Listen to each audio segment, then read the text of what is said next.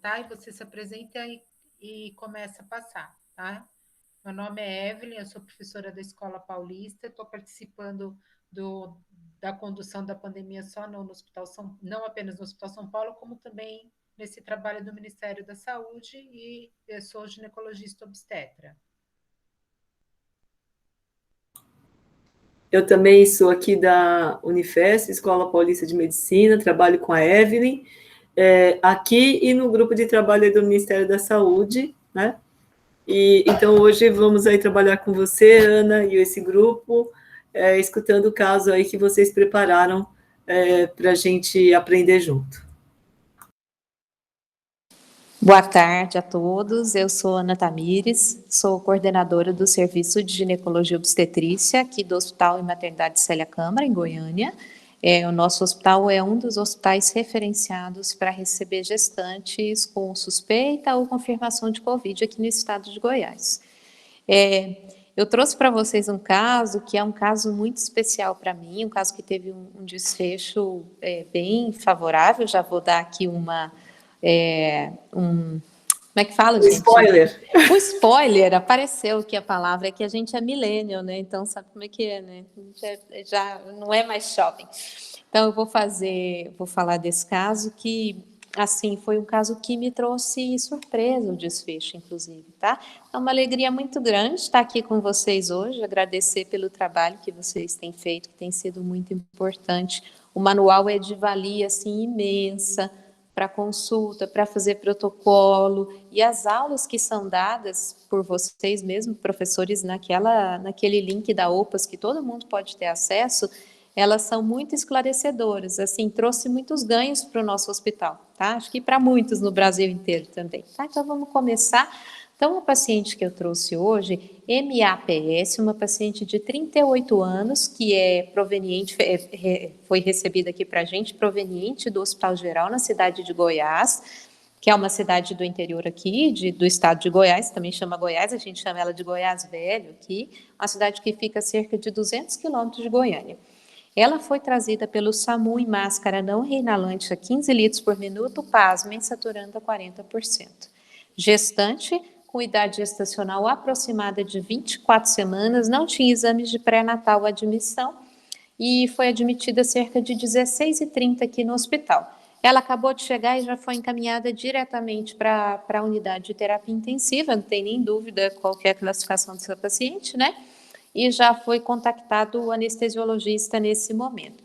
O anestesista chegou, descreveu aqui que ela tinha recém sido admitida, aqui pela gente, encaminhamento intermunicipal da cidade de Goiás, em franca insuficiência respiratória, saturando a 40%, usando máscara facial a 15 litros, taquidispneica com fala entrecortada, cianose periférica e central com sudorese profusa, indicando então a ventilação mecânica invasiva de emergência.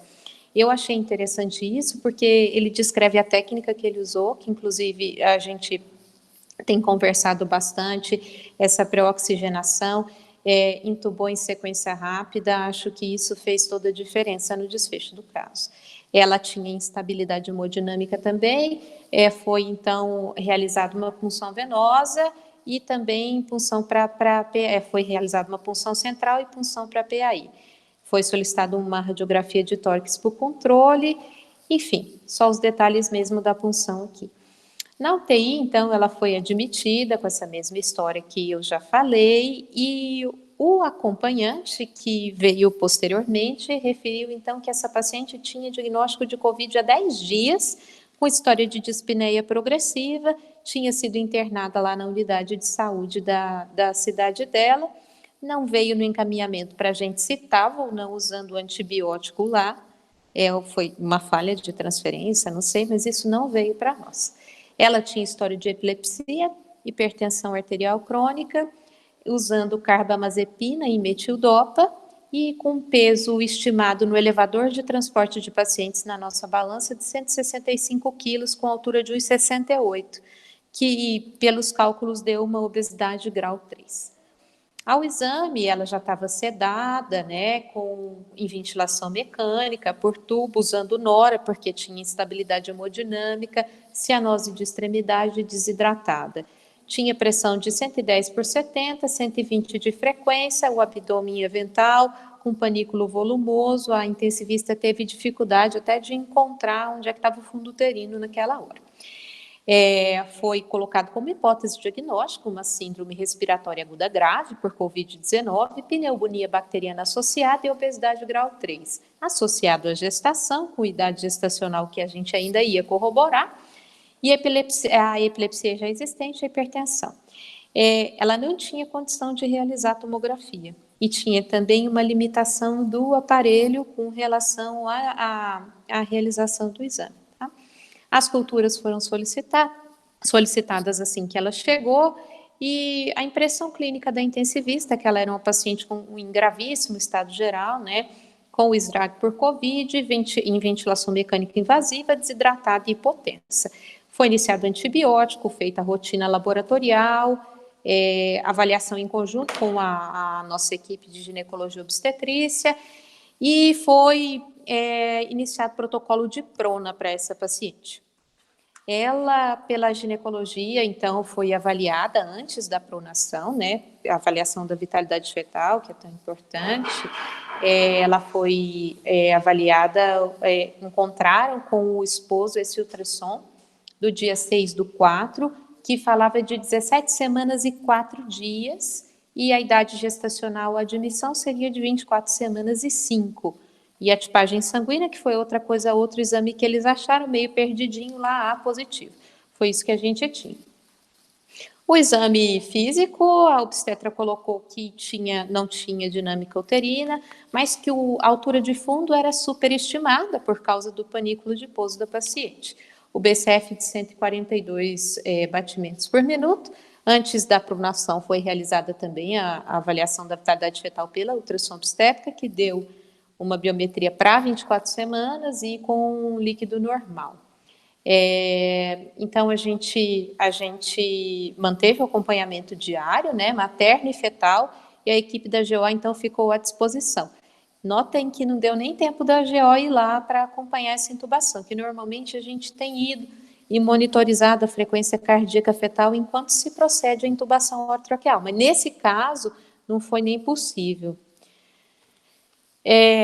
Então, a gente, na UTI, no dia 27, no dia posterior à internação, né, a paciente, então, seguia com mais ou menos o mesmo quadro, não conseguiu ainda realizar o exame de imagem, ainda era muito instável, fazendo as profilaxias para tromboembolismo pulmonar e para úlcera gástrica, e a intensivista falou, olha, ela está grave, mas teve uma melhora clínica importante nas 24 horas de intubação. Acho eu que foi crucial a abordagem da intubação, o início do antibiótico de amplo espectro, que foi iniciado o Nazim para ela, ampicilina com Subactam, a entrada.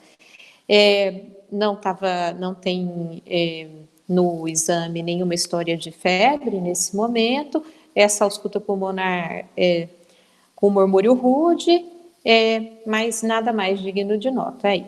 Ela, então, seguiu em hidratação, vigilância infecciosa, suporte intensivo, rotina laboratorial e como meta terapêutica, que a gente sempre coloca nos pacientes da UTI, a alta hospitalar e a manutenção da gestação. Eu coloquei aqui a evolução da fisioterapia, só para lembrar que, assim, a equipe multiprofissional, ela tem sido de importância crucial para a recuperação dessas nossas pacientes. Muitas vezes a gente não tem, assim, mesmo manejo, feeling de muitas coisas que a equipe multi consegue ir lá e trabalhar. E eu acho que nessa paciente, assim, foi muito, muito, muito bom isso. Então, a fisioterapeuta foi lá, evoluiu a paciente, mostrou, falou do tipo de status dela, que estava inerte ao leito, dependente para a mudança do decúbito, pronada. E o que ela fez, né? Que foi monitorizar a função cardiorrespiratória, terapia de expansão pulmonar, a higiene oral, e que, assim, a gente vê a higiene brônquica e oral, que a gente vê que faz muita diferença, e a aspiração das vias aéreas superiores, e mantiveram-se os parâmetros ventilatórios. Ela, nesse momento, com FO2 de 85%, né? Que parâmetros ventilatórios altos, né? Enfim. Depois a gente vai ver que vai diminuindo. A psicologia, que eu acho que também, nesse momento, tem um papel crucial para a gente tentar manter certa humanização no ambiente de UTI, que é um ambiente que já, por si só, é um ambiente difícil, né? Então, assim, ela estava não responsiva, mas a ideia da psicóloga foi tentar favorecer aquela relação com os familiares, que deve ser muito agoniante estar do outro lado e não ter, assim, as informações, né? E ela falou, olha, a gente quer promover a participação de vocês, enfim, nessa questão toda, e a humanização dos cuidados, que é o objetivo de todos os nossos serviços, né? Eu fiz, assim, um certo resumo, uma internação um pouco longa, só para a gente entender. No dia 28, então, manteve o quadro clínico, fez a avaliação da vitalidade fetal após ela ter sido supinada, então ficou 21 horas pronada, supinou e avaliou de novo a vitalidade fetal, que não tinha mostrado nenhuma alteração no momento. Pela UTI também, manteve o quadro clínico, estava começando a melhorar, protocolo de prona, estava aguardando a estabilidade para tentar fazer os exames de imagem, né? Pela físio, manteve a terapia de expansão, terapia de higiene brônquica, aspirando as vias aéreas e os parâmetros ventilatórios mantidos. Eu achei interessante também colocar o trabalho da enfermagem, que coloca todas as medicações que a paciente está usando, às vezes nesses prontuários eletrônicos, você vai no lugar, consulta, vai em outro, consulta, enfim. Muito interessante a forma com que eles colocaram aqui as medicações que ela estava usando, enfim. Pela GO, no dia 29, o quadro clínico segue inalterado, na UTI, no dia 28/5. A paciente, então,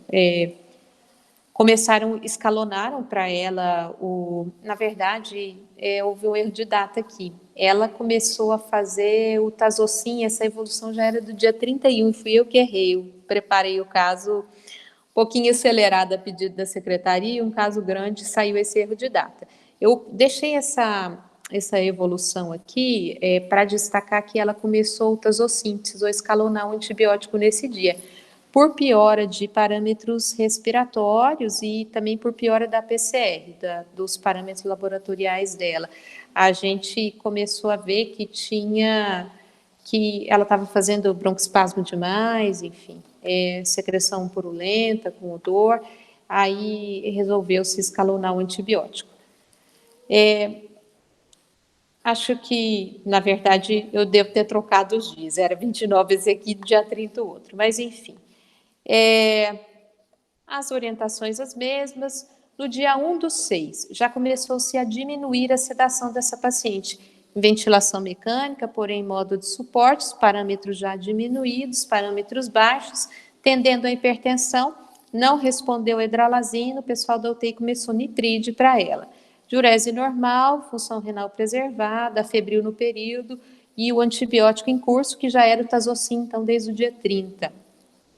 Fazendo dieta por sonda nasoenteral e alguns escapes glicêmicos.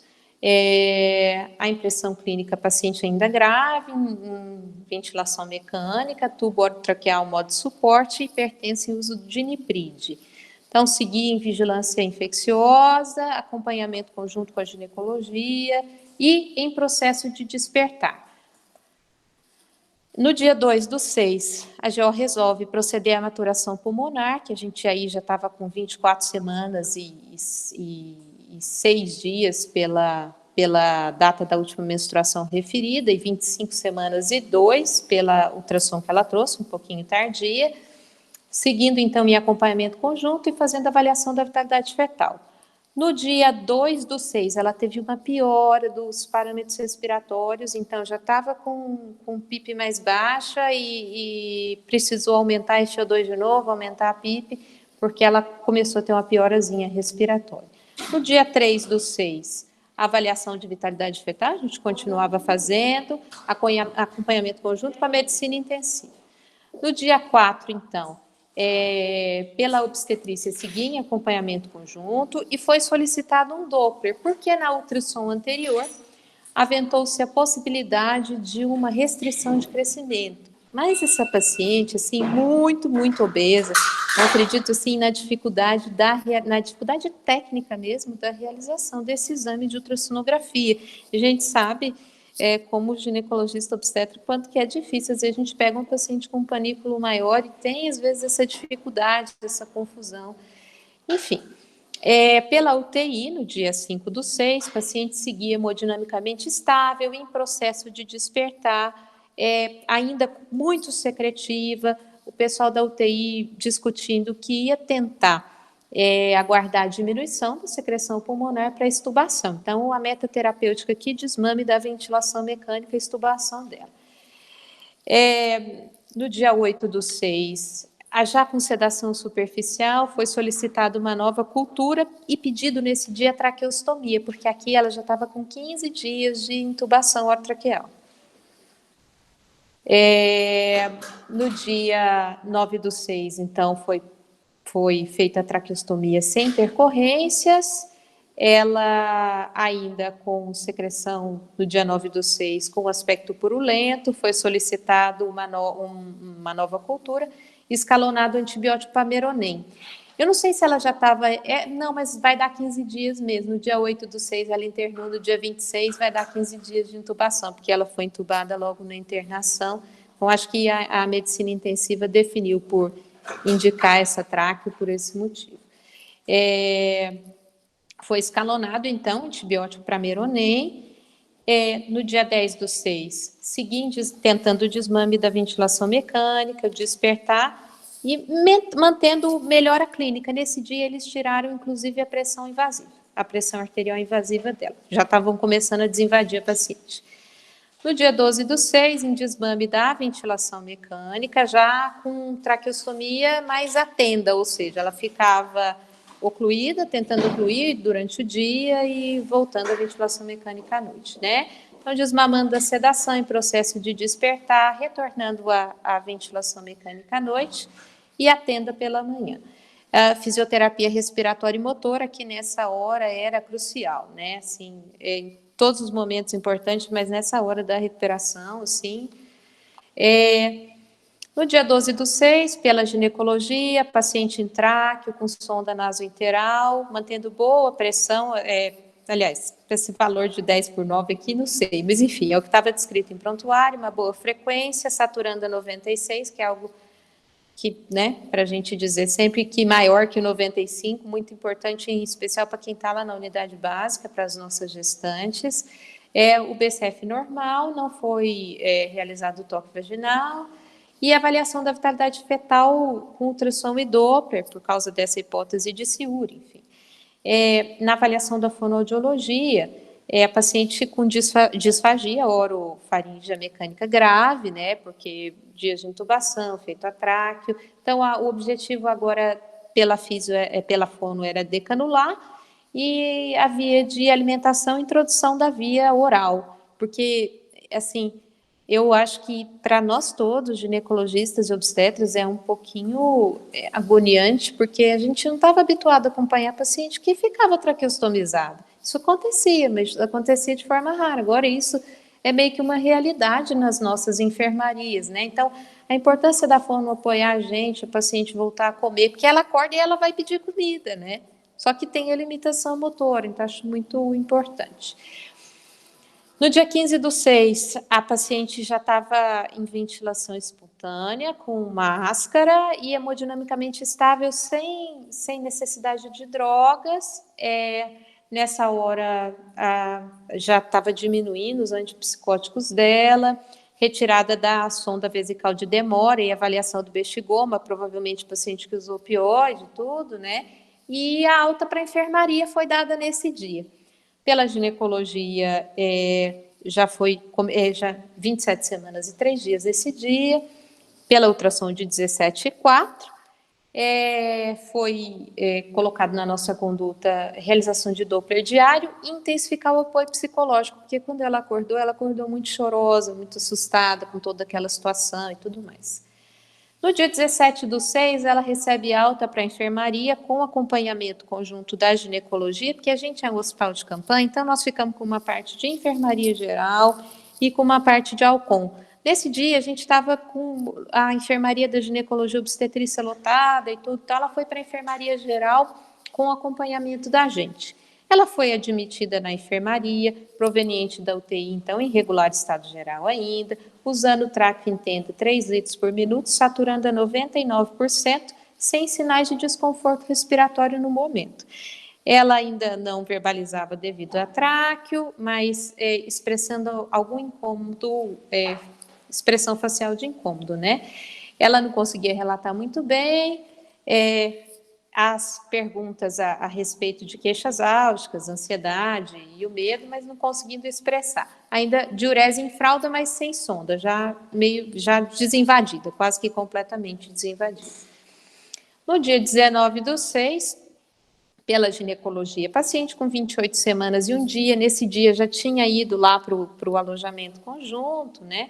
Ela aventada ainda a hipótese de crescimento intrauterino restrito, tinha um aumento de resistência das uterinas ao Doppler e mais nada. As comorbidades dela, como a gente já falou, ainda fazendo profilaxia para tromboembolismo pulmonar. Nesse caso, a gente começou uma dose um pouco maior por causa do peso dessa paciente, né? E a maturação pulmonar já tinha sido realizada. O BCF de 144, todo mundo relatava um pouco de dificuldade técnica em auscultar, por causa do panículo. No dia 22/6, então, essa paciente teve a tráqueo ocluída, começou, então, a se alimentar por via oral com consistência líquido-pastosa, mantinha O2 a 1 litro por minuto em catéter nasal, e no dia 25, já evoluiu para dieta oral líquido-pastosa e em sedestação, com boa resposta aos exercícios. No dia 28/6, essa paciente com 29 semanas e 3 dias, ela recebe alta hospitalar após avaliação de Doppler e de CTG. Nós pedimos avaliação da vitalidade fetal para ela, né? E se tivesse tudo ok, a gente estava propondo a alta. Ela recebe no dia 28/6, após avaliação do CTG de padrão tranquilizador, um CTG de classe 1, né? Doppler sem alterações nesse dia, talvez um ultrassonografista um pouco mais experiente a fazer o exame, provavelmente foi isso. A gente deve ter chamado alguém com um tempo maior de estrada para ajudar nesse exame dessa paciente para poder definir a conduta, né? E a alta médica. Nós demos alta para ela com ainda anticoagulação profilática por 14 dias, o encaminhamento ao pré-natal de alto risco e o acompanhamento criterioso dessa vitalidade fetal já com pedido de novo exame para ser realizado na cidade de origem. Eu só coloquei aqui a evolução multiprofissional, como últimos dos nossos slides, só falando assim, com relação ao reforço, né, ao acompanhante pelo profissional da enfermagem, com relação aos cuidados necessários, entrega da receita e o pré-natal de alto risco, quanto que seria importante, porque a paciente em toda aquela confusão, aquele reboliço, né, a gente também informando o acompanhante para que possa ajudar. Entregue o relatório médico com orientações para o pré-natal de alto risco, porque não basta a gente dar alta, né? Precisa seguir o acompanhamento aí. Isso aqui foi só um resumo. A gente teve hoje um problema no sistema de exames, eu quase que não conseguia acessar nada, então peguei alguns dos nossos exames e coloquei um resumo aqui. Só mostrar que o PCR que eu achei chamava muita atenção. Ele teve uma queda no dia 1/6, depois ele subiu de novo, ou seja, uma paciente que teve idas e vindas aí durante esse período na UTI, né? E que, às vezes, a gente tem que ter um pouquinho de calma, né? Porque esse feto no P1, já 27 semanas e 6, e aquela agonia, mas a gente tentou segurar e para tentar fazer o melhor para ela, e depois a gente viu, feito por uma pessoa mais experiente, porque o exame de ultrassom é avaliador dependente, né? E algumas coisas só o tempo que traz, que a gente tinha um exame normal. Então, isso aqui é só para a gente terminar, é uma foto da nossa visita multiprofissional que a gente realiza aqui no hospital, 3, às vezes um pouco mais, de vezes por semana, lá no nosso alojamento conjunto, com todos os profissionais, e também nas UTIs. Só mostrando um pouquinho. E aqui, só para finalizar mesmo e agradecer. Gente, assim, o caso foi preparado um pouquinho na pressa, acho que era outra pessoa que ia apresentar, e aí eu acabei entrando meio de sopetão no final, tá? Então, vocês desculpem qualquer coisa aí, tá?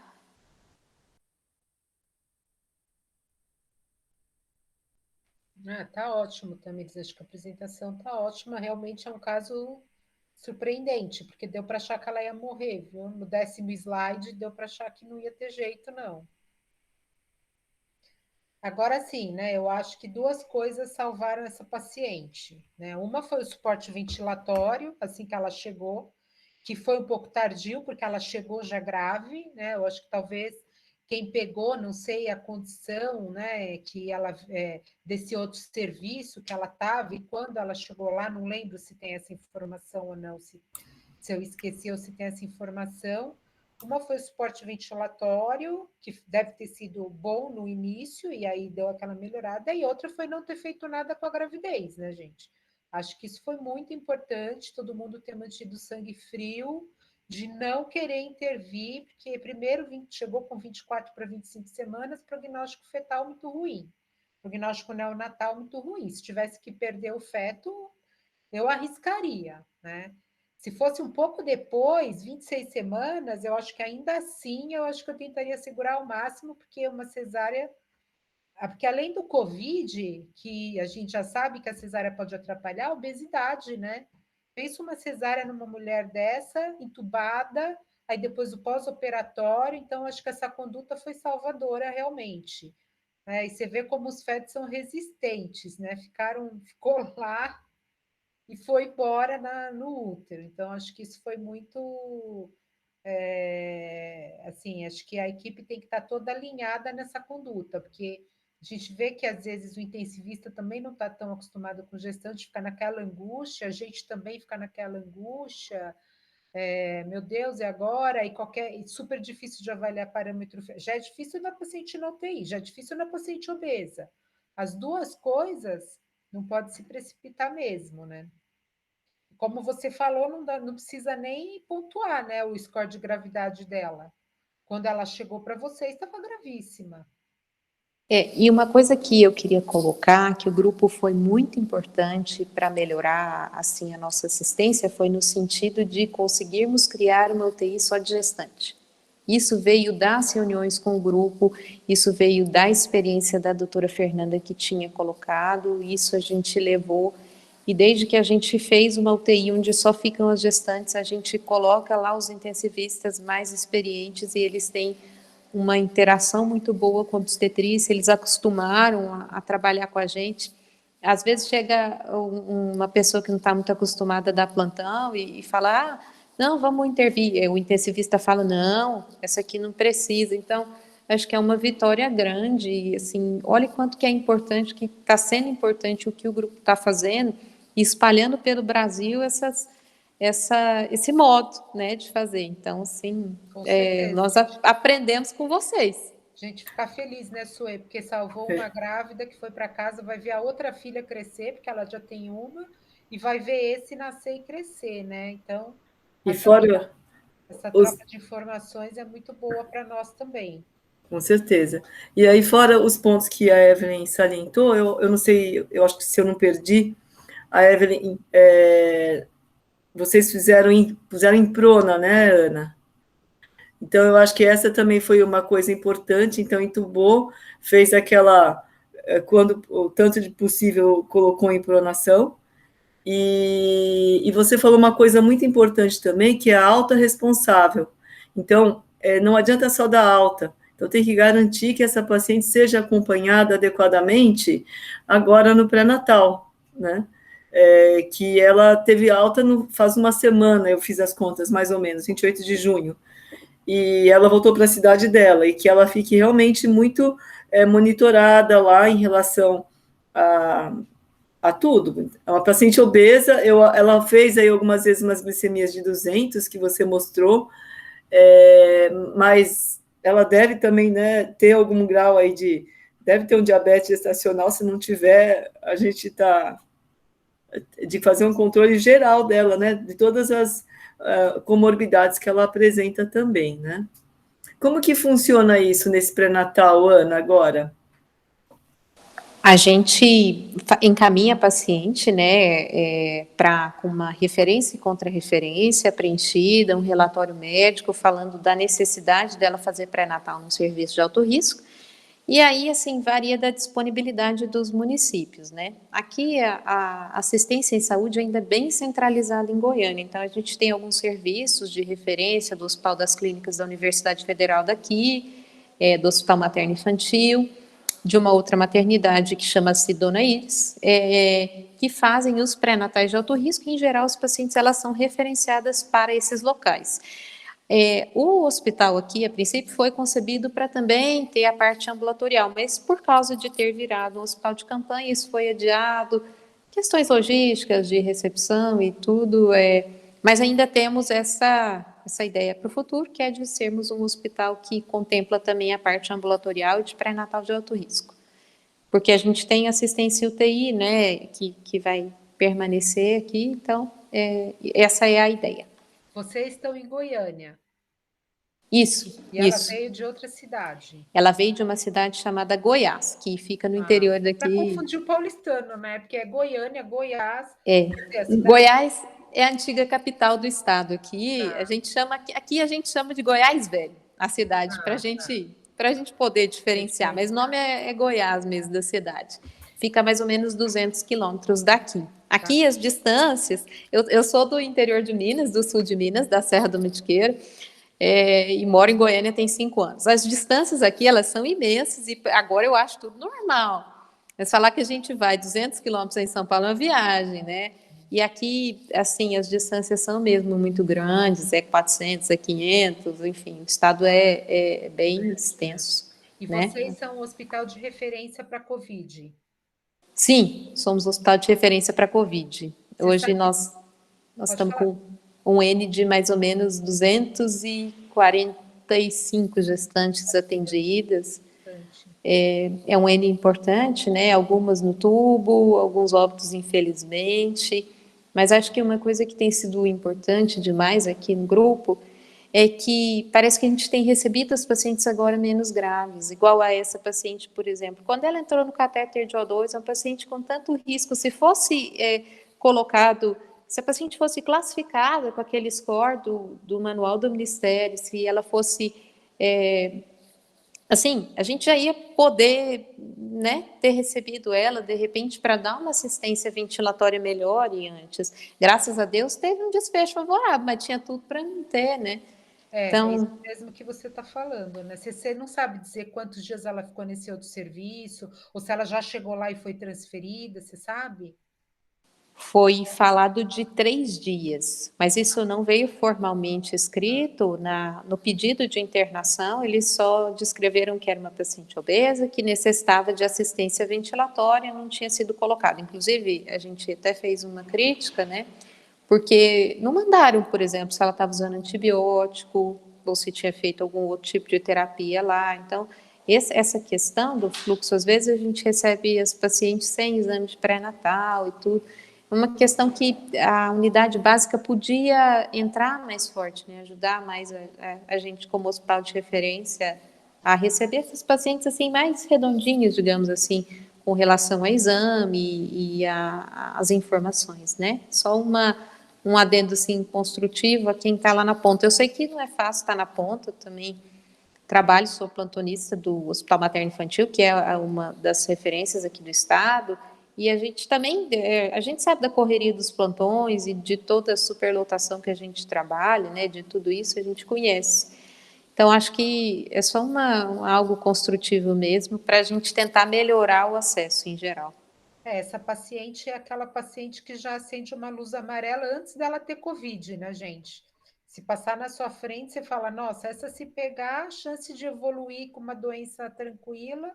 Então, assim, o médico que está lá no começo do pré-natal já tem que orientar mega, né? E é uma coisa que até a gente vai fazendo as consultas, passa, né? Tem que falar, ó, não pode sair de casa, tem que tomar cuidado, agrava na gestação, se você pegar agora é complicado, por um medinho. E outra coisa é isso que você falou, a pessoa que está na ponta, isso daí é o alerta amarelo sem ela ter nada, só pela condição clínica dela. Na hora que ela teve o primeiro e o segundo sintoma, é alerta vermelho já, porque ela tem um monte de comorbidade para. Agora, às vezes elas podem chegar um pouco atrasadas nos serviços de saúde também, né? Porque a pessoa não dá o primeiro espirro, a primeira tossida e fala, nossa, estou com Covid. Ela demora uns dias até se convencer, aí demora uns dias até chegar no hospital, e é o quadro bem clássico, piora no 8º dia, né? No 8º dia, 8º a 10º dia de sintoma, e o que a gente tem visto esse ano, vocês tiveram bastante caso, quero ver como foi a experiência de vocês, mas o ano passado a impressão que dava é que às vezes a mulher ia para a máscara e ficava na máscara, a gente conseguia segurar, ia meio prolongado, mas não passava. Agora não, a hora que começa a piorar é horas que a mulher está conversando e de repente ela está entubada. E vocês num estado igual Goiás, que é de longas distâncias, quem está lá precisa ficar muito atento a isso. E a outra curiosidade que eu fico, né, que eu sempre pergunto, é se você sabe se ela tinha vacinado, porque pelas contas eu acho que já estava até disponível para obesidade. Tudo bem que se ela vacinou uma semana antes também não ia ter feito diferença.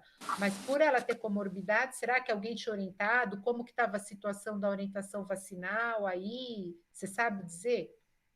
Ela não tinha vacinado essa paciente, mas assim, a orientação tem sido massiva. Inclusive, hoje eu até fui chamada para conversar, para a gente emitir um alerta mesmo num grande meio de comunicação aqui, pedindo para que ela se vacine, porque está, às vezes, um pouco de receio. Ah, teve um caso da AstraZeneca, não sei o quê, para a gente tentar despolemizar e falar, olha, gente, a gente não vai vacinar de AstraZeneca as gestantes por enquanto, essa é a recomendação, inclusive, que a gente vai fazer, que está fazendo, vai vacinar com os 2 outros tipos de vacina, mas assim, está tendo um questionamento, às vezes até por parte dos próprios colegas com relação à vacina. Então, a gente está tentando, por tudo, desmistificar, falando da gravidade do caso. Ah, mas e a malformação? E aí até 12 semanas? Às vezes a gente não tem o tempo de esperar a paciente fazer 12 semanas. Eu já tive paciente no tubo aqui com 8, 9 semanas. E aí? A gente vai esperar até 12 para ver o que vai acontecer? Então, acho que nós estamos tentando, junto com a Secretaria de Saúde, um esforço que eles têm feito bem grande, fazer com que chegue essa informação a elas, assim, para vacinar. Mas essa paciente não tinha se vacinado, não. Não sei exatamente o porquê. Dá uma tristeza e uma alegria, né? Uma tristeza de pensar que, nossa, que pena que ela não vacinou, e também você fala, bom, então pelo menos tem uma esperança que quem vacinou está mais protegido. Pode ter sido N motivos, né, gente? A gente sabe. Eu acho que é porque não estava liberado para gestante, mesmo ela tendo comorbidade, como tinha suspendido a vacinação de gestantes, aí eu imagino que mesmo quiseram vacinar por conta do fato dela estar gestante. Eu não lembro quando que liberou para comorbidade, eu esqueci essa data, vocês lembram? Você lembra, Sueli? Acho que foi no começo de maio, Felipe. Precisava ver, é tanto documento que sai, né, que a gente se perde. Mas o fato é que agora a vacinação é para gestante com e sem morbidade, né, para todas as gestantes, e agora a grande meta é que a gente consiga vacinar, inclusive as menores de 18 anos, e vacinar as gestantes de modo geral. Nosso papel, como a Ana Tamires falou, é de educar a sociedade mesmo, educar a gestante, educar os colegas. Eu até esses dias a gente estava na live junta, né, Sueli, da Sogesp, que também foi uma live para público leigo, justamente para educar. Até falei, gente, acho incrível, se a gente voltasse um ano, começo de julho de 2020... Se alguém chegasse e falasse, a gente vai ter uma vacina, ela não é perfeita, mas ela ajuda, ela não é 100%, mas é 80%, ela pode te dar dor em um dia, pode te dar efeito colateral, todo mundo ia querer. Agora que a gente... E outra coisa, a pandemia não acabou, está ainda um pouco longe de acabar. A gente ainda está pior do que no pior momento de 2020. Não parece, porque é difícil ficar isolado, é difícil não voltar à vida, né? Então, as pessoas têm que ter consciência disso na tomada da decisão. A vacina não é apenas uma decisão individual. Eu posso não me vacinar e colocar em risco quem mora comigo, né? Que pode pegar. Esse é um outro aspecto importante, né, Evelyn, que a gente vem falando também, nos encontros sociais, e mesmo que a gente não vá para uma aglomeração, mas a gente, quando encontrar os parentes, que a gente também permaneça de máscara, se não for aquele nosso grupo que a gente vê todo dia, né? Então, ao receber os parentes, de preferência não receber, mas se receber em ambiente aberto e continuar usando máscara, mesmo dentro de casa, por mais esquisito que isso pareça, né? Então, é importante, pelo menos até acabar, até a gente conseguir vacinar a maioria das pessoas, né? Lembrando que o vírus acaba tendo mutações por causa dessa transmissibilidade. Então, cada vez que o vírus se transmite, ele ganha a chance de ter uma modificação, que é a tal da mutação, e que vai se perpetuando aí. Então, por isso que é muito importante. A vacina não é só individual, né? Ela é para proteger todo mundo. Essa que é a ideia também da vacina. E eu fico muito feliz aí, como a Ana falou, porque como esse caso foi tão lindo, quando eu recebi aqui, Ana, eu comecei a ler, e sabe que quando você vai para a última página do livro, que você quer ver o final? Chegou uma hora que eu fui para o último slide para ver o final, porque eu fui assim, meu Deus, o que será que aconteceu com a paciente, né? E aí, quando eu vi que ela ficou viva, apesar de tudo isso, a gente, assim, pensa que muito disso, né, foi pela forma tão certeira e sem dúvida, porque do jeito que você apresentou no começo, que o anestesista entubou sem demora, usou a técnica, não teve dúvida, que eu acho que o que muito aconteceu no começo foram as dúvidas, será que é para entubar? Será que o bebê não vai passar mal com os medicamentos que a gente vai fazer na intubação? Né? Então, eu acho que vocês não tiveram dúvida, e foi muito bonito isso. E aí, uma pergunta que eu te faço, foi o anestesista que entubou?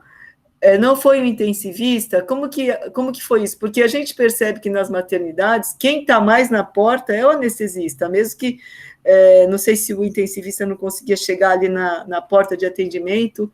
Como que foi isso, Ana? Ou teve um treinamento de todos os anestesistas? Então, olha que coisa boa. Aqui no nosso serviço, a gente tem 2 anestesistas de plantão que ficam no auxílio dos intensivistas, porque como a gente tem 70 leitos de terapia intensiva, que assim, que estão sobrecarregados, os anestesistas ficam sempre dando esse apoio nos procedimentos invasivos. E para as gestantes, por mais que nós tenhamos assim intensivistas experientes, a gente procura que os anestesistas nos auxiliem, porque por ser vias aéreas difíceis, essa paciente obesa, e são eles que têm expertise, né? E faz toda a diferença nessa hora. Então, a gente tem o anestesista de plantão, que é uma mão assim na roda, que ajuda demais a gente. Que eles ficam por conta dos procedimentos cirúrgicos, claro, mas ficam também ajudando a gente nessas intercorrências aí. Nossa, eles são assim excelentes. E os intensivistas também. Mas nessa hora, a UTI de gestante, ela é perto do centro obstétrico. Tinha acabado de ter um parto, o anestesista estava do lado. Aí, assim, calhou que foi tudo deu certo, e ele já foi, já fez, e já foi tudo meio em conjunto. Acho que, assim, a força de vida dessa paciente era muito grande. O anjo da guarda dela também era bom, viu? Vou pedir uma hora extra. A Maria do Carmo levantou a mão. Maria do Carmo, você quer falar? Assim, porque eu vi, é um caso muito, quem pode dizer assim, um caso feliz. Agora, a minha preocupação, Ana, é que realmente há um acompanhamento dessa paciente. Que nós sabemos, no interior do estado, eu acho que o Goiás é mais ou menos parecido aqui com o Nordeste, a dificuldade de ter um colega que acompanhe esse diabetes gestacional. Porque essa paciente, quer dizer, teve um final feliz com o Covid, mas eu não sei, com essa obesidade, e se essa diabetes realmente, como é que vai ser o final dessa gravidez.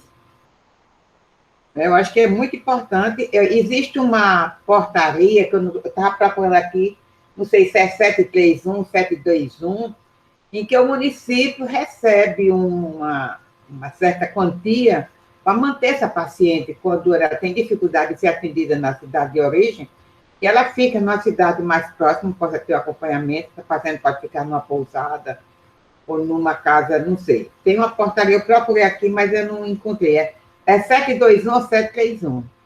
E podia ver o secretário de saúde desse município, né, que visse essa portaria para manter essa paciente perto de vocês. É isso que eu tinha.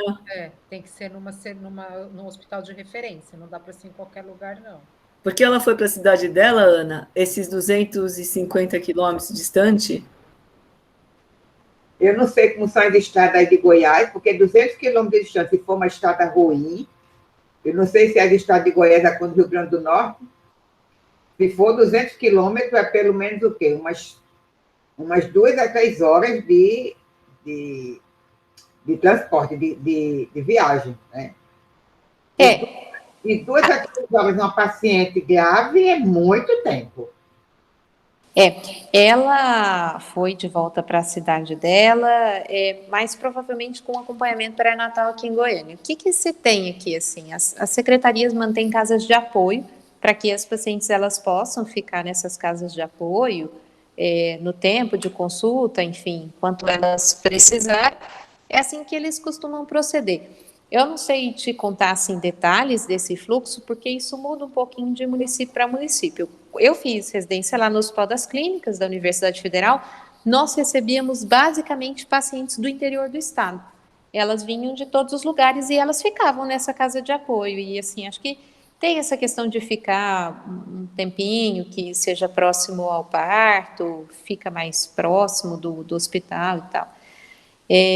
Mas assim, a estrada não é de tudo ruim, não, mas claro que é de pensar, acho que até porque a gente tem essa questão de fluxo que a gente tanto tem discutido, uma oportunidade de melhora, né? Acho que é uma oportunidade tanto para melhorar as coisas. E mesmo assim, talvez também ter referências nos lugares mais longínquos, né? A gente precisa de alguém capacitado para acompanhar e não só ficar dependendo da assistência mesmo na capital do estado, né? Dos estados, sim. Ana, acho que aí tem duas coisas. Saber se essa cidade que ela tem um serviço que tem aparelhos, por exemplo, ultrassonografia, e além disso, como você mesma disse na sua apresentação, a avaliação dela basicamente vai ser com ultrassonografia e Doppler.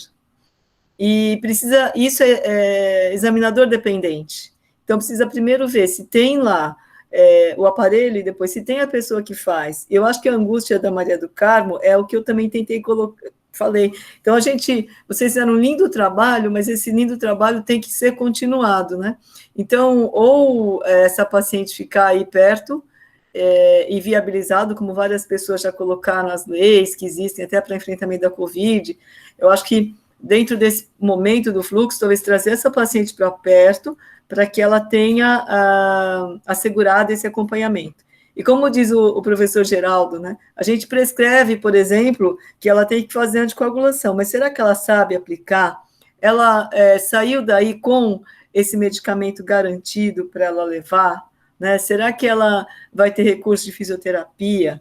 E tudo isso. Então, eu acho que esse pós realmente é muito importante e é importante que a gente monitore se isso está sendo feito, né?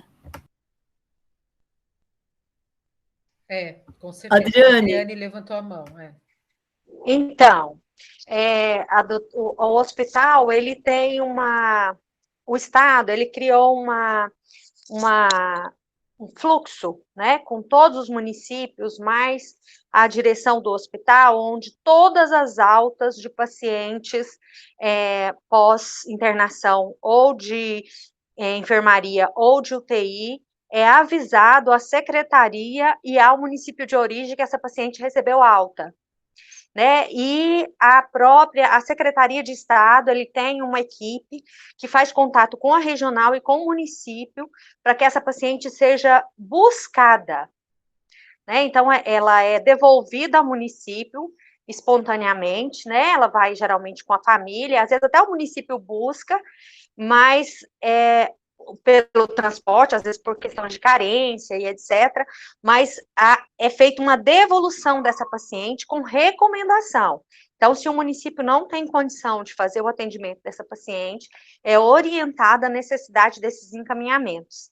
Né? A doutora Ana falou dessas casas, elas elas existem em todas as referências, a gente tem uma maternidade que é referência, mas a gente tem vários hospitais que fazem o atendimento das gestantes em todo o estado, né? A gente está agora capacitando essa gama de unidades, é lógico que nós iniciamos pelas maiores, pelas que estão dentro da capital, mas a doutora Ana Tamires mesmo, no sábado, né, fez uma capacitação enorme também, aberta a todos os nossos profissionais. Nós já começamos com os agentes comunitários de saúde, todos os nossos agentes foram capacitados com relação à busca, monitoramento e orientação das gestantes para a gente evitar a contaminação e a monitorização dessas pacientes, monitoramento das pacientes e das pessoas que são, que têm gestantes como contato, né? Então, previamente elas são identificadas para a gente poder fazer esse acompanhamento da gestante,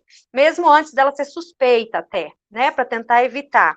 E o que o hospital faz é encaminhar essa listagem diária de pacientes com alta para o Estado, né, para a Secretaria Estadual de Saúde e para os municípios. Aí a Secretaria também se volta para os municípios e para as regionais, organizando essa visita domiciliar, que a gente chama de busca ativa, né, com as recomendações do encaminhamento dela para referência, tá? Então, é mais ou menos dessa forma, né, a gente ainda não alcançou todas as maternidades, porque oficialmente só a Célia Câmara é a nossa referência, e a gente tem várias prefeituras que compram esses atendimentos de hospitais mais próximos, né? Então, nesses redutos, a gente ainda não conseguiu chegar, né? Mas a gente já organizou com as maternidades de Goiânia essa devolutiva da paciente para o município. Essa live que a Adriane se referiu foi uma iniciativa da Secretaria de Saúde e da Sociedade Goiana de Ginecologia, seguindo um pouco o que vocês têm feito em São Paulo, para tentar abranger o maior número possível de profissionais para a gente tentar unificar as condutas, falar do manual, falar dos protocolos, da saturação que tem que ser mantida, maior que 95, enfim, para a gente falar dessas coisinhas que parece que é óbvio, mas não é, gente, assim, às vezes lá na ponta a gente está ainda tendo problemas, às vezes mesmo de maternidades aqui mesmo da capital, isso já aconteceu, de receber paciente com uma condição não tão adequada, e assim, isso pode significar o agravamento maior do caso, né? Então, foi nesse sentido os esforços que a gente está fazendo para tentar unificar as nossas condutas. E a resposta tem sido boa, assim, só para dividir com vocês mesmos. Vocês estão levando o exemplo para o pessoal aí, de estar tentando multiplicar. Que bom, parece que está bem organizado, pelo que a Adriane falou, já foi pensado nesse fluxo, né? Que bom. E vocês tiveram bastante óbito aí, Ana, no serviço de vocês? Infelizmente, nós tivemos 19 óbitos. 19? Mais esse ano do que ano passado? Mais esse ano. Bem mais esse ano. O ano passado, assim, a maternidade é relativamente nova, né? Ela começou a funcionar em novembro do ano passado. Era para ela ter começado a funcionar em abril, mas aí veio toda a questão da pandemia. Ela virou um hospital de campanha. E aí nós voltamos a ser a maternidade em novembro. Então, nós tivemos, sim. E o ano passado, em dezembro, a gente tinha a impressão que, assim, porque deu uma esvaziada, né? Nós também tivemos. Aí, em janeiro, meio de janeiro para lá, começou um boom. E aí foi meio assustador, porque, assim, eu trabalho em outros serviços e tudo. Eu fiz uma cesárea ou outra de paciente entubada no começo da pandemia e tudo, mas, assim, uma ou outra tal. Agora estava virando meio regra, sim. Então foi meio assustador, mas acho que tem essa questão assim. Às vezes esses pacientes chegam muito. Eu tive um paciente com 90% de comprometimento que chegou para a gente aqui semana passada. Então, os casos muito difíceis, graves, muito graves. O que a graves. gente vê é isso, né? O que a gente vê é que quando chega no centro terciário, geralmente as condutas, felizmente, já estão alinhadas, as equipes estão alinhadas. Uma ou outra vez a gente vê a questão aí da dúvida da resolução, que é uma dificuldade mesmo. Acho que foi muito acertada no caso de vocês terem mantido aí o sangue frio, e acho que uma coisa que você falou é importante, é o que faz a diferença, a UTI obstétrica, porque o intensivista acostuma com a grávida, ele perde aquele medo absurdo, né, do útero com o feto dentro. A gente não tem aqui no Hospital São Paulo, mas a gente teve várias pacientes que ficaram na mesma UTI adulto, e teve uma que foi para uma outra UTI, a UTI da pneuma. Eles nunca tinham ficado com uma grávida e eles queriam se livrar daquele útero grávido, assim, em 5 minutos, falta de vivência mesmo, né? A gente também adquiriu isso com vivência, acho que fez muita diferença, né? Agora, é isso aí, né? É o que você falou. Esse ano de janeiro para cá, nós também, que não temos um serviço tão grande quanto o de vocês, em março, nossa, parecia que era uma chegando, no dia seguinte outra, evolução rápida para óbito. Agora aqui parece que está um pouco melhor, né? Vocês estão notando melhora com a vacina? Nós temos notado algum impacto já, em especial na população mais idosa, né? A gente tem tido muito menos idosos internados, é o que a gente tem visto. Assim, diminuiu a média de idade de internação na UTI, ela reduziu muito. Então, eu acho que o caminho é a vacina. Assim, é a minha visão, né, nesse momento. A gente sabe que a medicina é uma ciência de verdades transitórias, pode mudar amanhã, né? Mas a minha visão nesse momento é que a vacina é o que a gente tem de arma para lidar. E sim, essa questão das diferentes plataformas, eu fiz AstraZeneca e tal, eu acho que o ano que vem, quem é que sabe qual que a gente vai fazer? Porque eu acho que vai virar uma rotina no nosso calendário vacinal, né? A doença não vai desaparecer. Ela vai, a gente vai vacinar contra ela. Talvez ano que vem a gente tenha que tomar outra plataforma e aí aguardar os estudos e se tranquilizar. Se Deus quiser. Eu dei uma olhada no chat, não vi nenhuma pergunta, vi o comentário da Maria do Carmo que eles tiveram óbito de uma gestante no primeiro trimestre, né, que ressalta a importância não tem contraindicação em nenhum trimestre. A gente sabe que o segundo e o terceiro pós-parto são piores do que o primeiro, mas a paciente que está no primeiro, infelizmente, também pode ser acometida por uma doença grave. Mas fora isso, eu não vi nenhuma pergunta. Não sei se alguém quer fazer algum comentário, alguma pergunta, também ver o que a Sue quer complementar. Eu queria só falar das vacinas, viu, Evelyn? Porque hoje mesmo tem uma paciente que disse: olha, não tomei a vacina, porque eu escutei na televisão dizendo que teve um óbito de uma mulher que tomou a vacina. Então, tem que ter muito cuidado, porque, infelizmente, a televisão não está nos ajudando. A televisão sempre diz os casos negativos, nunca diz o que tem de positivo. E tem sido um trabalho muito árduo para a gente convencer as pacientes que elas precisam tomar a vacina, é importante. Não somente, eu digo, você não vai tomar vacina, não significa que você não vai ter a doença, pode ter, porém, menos grave, com certeza. Então, é necessário a vacina. É muito difícil o convencimento, tá? É difícil. Eu tive aqui umas também que teve uma que falou para mim: eu tomei, né? Depois de tanto medo que você me pôs, eu falei, então, objetivos atingidos. Teve outra que eu acho que ela não vai vacinar, não é de risco, mas eu senti que não adiantou. Eu mostro aquela tabelinha que tem número de grávidas que morrem por mês, não sei se vocês já viram. Tem 44 óbitos maternos por mês, por semana no Brasil. Eu falei, então, tem 44 mulheres morrendo por mês não, desculpa, por semana, né? 44 óbitos maternos por semana no Brasil. Esses dias também cruzei com uma na escada. Lá, não tomei, o médico já me perguntou. Não, eu falei, pus tanto medo nela que acho que, eu falei, se você pegar, se der tudo certo, mesmo que dê tudo certo, igual essa mulher, gente, deu tudo certo. Ela foi para casa. Agora, pensa o ônus físico dela, social, não acabou para ela, porque deu tudo certo, né?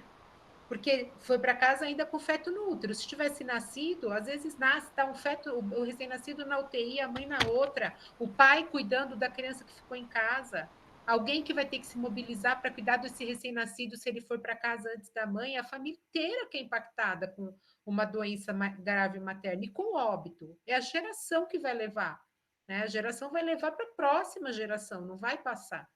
Então, é isso que a Ana Tamires falou, nosso papel é de educador, mas é isso aí, né, gente? É uma atrás do outro.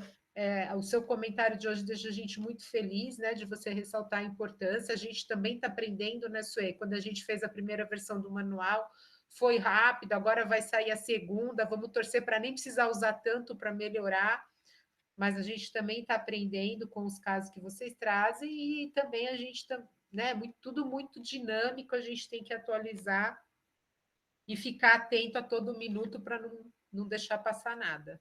Você quer comentar, Suê, que eu já falei demais?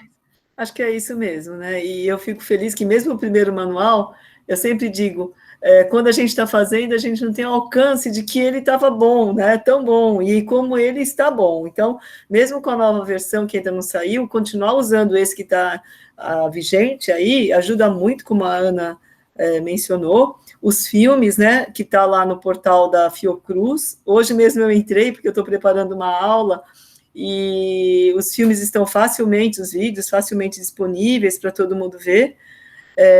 Eu tenho uma residente, uma ex-residente minha, que é preceptora agora numa cidade do interior, ela diz, professora, a gente atendeu uma paciente e a gente ficou vendo o filme da Prona várias vezes, né? Então, eu acho que é uma coisa assim que está ali à mão, então é isso. Então, saber que está no portal da Fiocruz, eu acho que todos que estão aqui nessa reunião já têm acesso a ele, mas que todos que estão aqui nessa reunião sejam multiplicadores desta informação, porque a gente percebe que muitas pessoas ainda não conhecem esse material. Então, eu acho que a nossa missão é divulgar esse material, né, e divulgar a vacinação, que ela não faz mal, né? Eu quero falar da minha vivência pessoal. Eu acabei de ter um neto que nasceu no dia 16 de junho. Eu estava muito angustiada, porque participando de todas essas reuniões, pensando na minha filha gestante, né, e a minha alegria foi imensa o dia que ela tomou a vacina. E nasceu a criança normal, maravilhosa, né? E sem nenhum problema. Então, eu acho que é isso, a vacina só traz um bem, a vacina não traz prejuízo, né? Por mais que ela tenha sido feita, assim, parece que ela foi feita rapidamente, mas ressaltar que não foi, né? Essas vacinas já vinham há muito tempo sendo estudadas, essas plataformas, e que a Covid deu um impulso, né?